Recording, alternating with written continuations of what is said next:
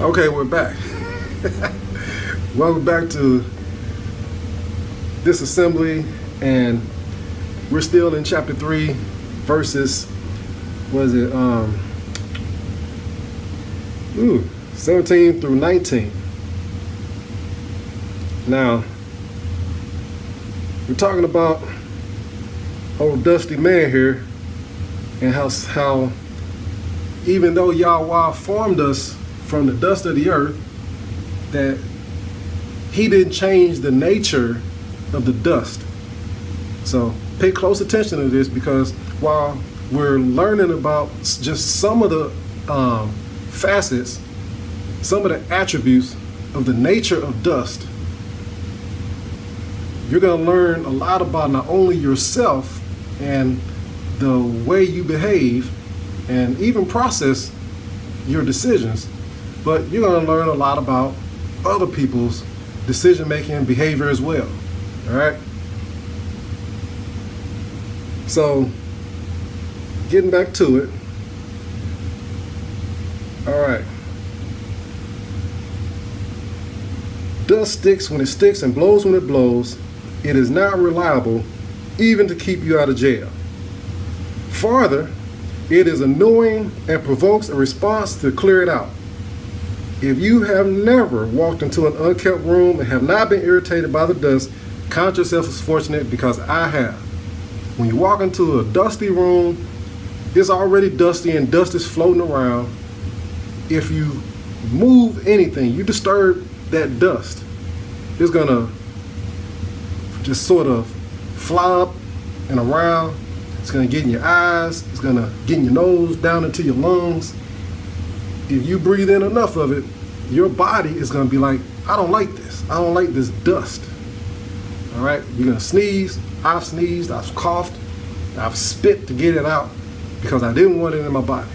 This is what we're made from, okay? Dust will get into your eyes, on your body and clothes, and even into your lungs. It will irritate you inside and outside to the point that you have an involuntary response and sneeze and or cough, maybe even spit like I did. Your body has to expel it. It has to expel it. You will leave that room trying to knock it off your body, your clothes, your hair as your voluntary response. You willfully want to get rid of it. Wash it off. You want to get rid of it. Now, that's a tease. And I'll explain to you as a tease in just a few verses, about 2 chapters. But seriously, when dust is disturbed, it goes any and everywhere and settles on anything. So what disturbs you? Where do you settle afterwards? Did your spouse disturb you? You know, I guess some of you, I should say, did your boyfriend or girlfriend disturb you? If you got a grown man, you know, or you got a grown woman and you call them your boyfriend or girlfriend, that's another issue in and of itself. Nonetheless, where do you sell? Is it a internet porn, a bar, your phone book for some previous relationships, you know, some previous people you've been involved with? Or what happened when life disturbed you? Did you settle on drugs, alcohol? Did you resort to criminal behavior to express, you know, your ill feelings toward life? What happened when people disturb you? Ever wonder why you walk away and leave temporarily or permanently? Dust you are, and to dust you will return. These are just some of the attributes, just to name a few. And with those attributes, all those attributes, remember, he only changed, Yahweh, he only changed its state of being. He changed it from dust to man to being a living soul. He never changed its basic nature, okay? Have you ever tried to plant a seed in a layer of dust? It will likely not take, because there's just not enough foundation to sustain the seed and the forthcoming plant. There are no nutrients, no water, no protection from scavengers like birds, and there is no foundation for roots to cling to. That is what man was made from, and that is our basic nature to this day. Now, getting back to Adam's current dilemma, not only all of that, but now he must be thinking of how this serpent, who would eat dust all his life, because he heard what Yahweh said to him, how he is going to ruin his life somehow. Now he would have to look over his shoulders, or at least under his heels, for this serpent who would be after him. If only he did not listen to the woman. If only he did not listen to the woman. All right, verse 20. We're moving on along here.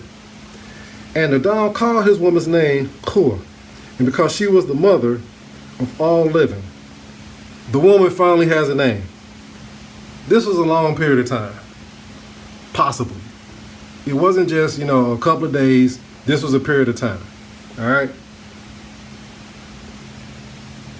Her name is said to mean life giver, as well as the life giver is Yahweh. And considering her name, I think it's the life giver is Yahweh. In any event, all the lives of man will flow out of her now. All right. Verse 21. Unto Adam, also unto his woman, the Yahweh Elohim made coats of skins and clothed them. Now that's pretty cool when the man, if you will, who made you, orchestrated everything, now he even go and, I don't know if he killed the animal, if he had, some of his subordinates kill the animals, and he got some animals, killed them, took their skins, and made them coats of skins. And I'm sure he didn't just, snap his finger and bam, there was some skins. No, this was all personal. It was personal since in the beginning, where he, after discussing it with other Elohim, he said, I'm going to make man in my image and my likeness. I don't want him like y'all. No offense, but I want like me. And, he picked up Adam after he formed him and breathed into him. He picked him up and, probably rocked him. Okay, Adam, you're a good son. I'm going to take you to this garden I just planted just for you. This was all really deeply personal, intensely emotional. And now he clothed her. All right, verse 22. This is going to be 22 through 24. And Yahweh Elohim said, Behold, the man is become as one of us, to know good and evil. And now, lest he put forth his hand, and take also of the tree of life, and eat, and live forever. Therefore Yahweh Elohim sent him forth from the Garden of Eden. He said sent him, implying both of them, not just Adam, he sent them both. Sent him forth from the Garden of Eden to till at the ground from whence he was taken. So he drove out the man, and he placed at the east of the Garden of Eden cherubim, and a flaming sword which turned every way to guard the way of the tree of life. Here, Yahweh Elohim is speaking to other Elohim. He wasn't talking to himself. This wasn't an occasion of me, myself, and I, because I am me, I'm my son, and I'm this set apart Ruach. No, it wasn't that. There were other Elohim, okay? Other than that, he's schizophrenic. Okay, I'm going to leave that alone for now. All right. This is the first direct mention by Yahweh of others like himself. He does not exist in neither isolation nor as a unique beta El. He is one of many. How many? I don't know, but he is one of many. And man was made in their image and likeness. Yahweh said that the man, Adam, and his woman, man is plural here, had become like Elohim, like one of them. First, he said, as one of us. He did not say that man had become Elohim. He only said that man now can understand things in similar manner to Elohim. Secondly, he was not, is not, the only Elohim there is. Now he point out that man has become and now knows good and evil. That is important because he knows firsthand what Elohim, what other elves, including himself, are capable of having this sort of knowledge. So he must consider man's potential with this knowledge and make preparations so man cannot live forever with this knowledge. So Yahweh sent them out of the Garden of Eden to plant their own food.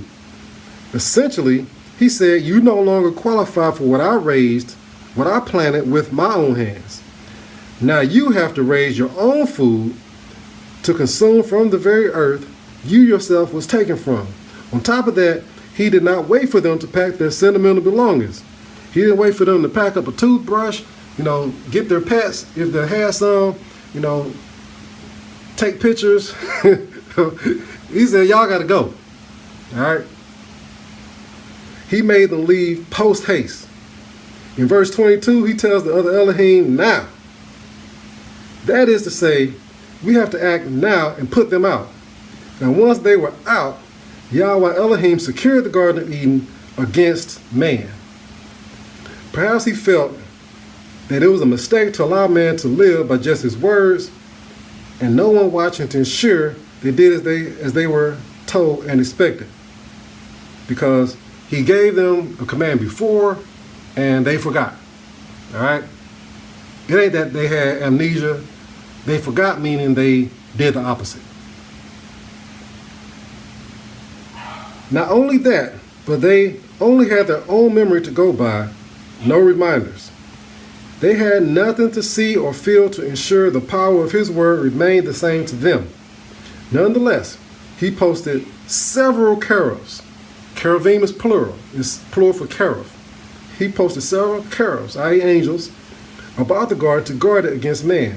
If they were not sufficient, he posted a flaming sword also. This was lethal security that he felt necessary to ensure man could not breach the garden and eat of the tree of life. This level of security must perhaps speak to the capabilities of man, that maybe someday he will be able to challenge the security for the garden, and possibly speaks to a more personal nature. Yahweh may have felt guilty for not securing the tree after it grew. Had it been secured, these acts of disobedience would never have taken place. Therefore, he may have been persuaded by guilt to add heavy security to ensure man do not commit an even more egregious transgression. And yes, Yahweh has feelings, and guilt would be one of them. Now consider, if you will, verse 6. It says, and when she saw, this is verse 6 in chapter 3. When she saw, and when implies that this was not a bang-bang event. This says that some time passed by. How much time had passed is unknown. It could have been moments, seconds, minutes, hours, days, years. She could have went to the garden time after time thinking, wondering, dreaming of that tree and the fruit that she was beginning to crave after the serpent planted that idea in her head. She could have been speaking with her man the entire time, trying to convince him to eat it with her. This could have taken months. We don't know how much time passed. However much, it was time enough for her to consider, A, do I do what Yahweh said? First and foremost, she had time to consider that. B, do I consider what the serpent said? After all, it made a lot of sense, and that tree and that fruit does look really good, just like Yahweh made it. Think of the thought process she must have had in her deliberations. Then look at the end where it says, she gave to her man with her. Where did she do all of this considering? With her man or without her man? Clearly, after she considered it, she gave it to him too, irregardless of how much sense the serpent made. It did not matter how she felt about Yahweh's command. The bottom line was, they should have been obedient because he said so. Now this is what happened because man was disobedient. The same if you violate the speed limit or any other law. You tell the officer, I was only doing 2 miles over, or I did a rolling stop, or you tell the RS, I had to buy my baby's formula. None of these excuses matter. Now we are here, and punishment is the order of the day. All that said, it was a good day. I am servant of Yahweh, so Yah, enjoy this good day.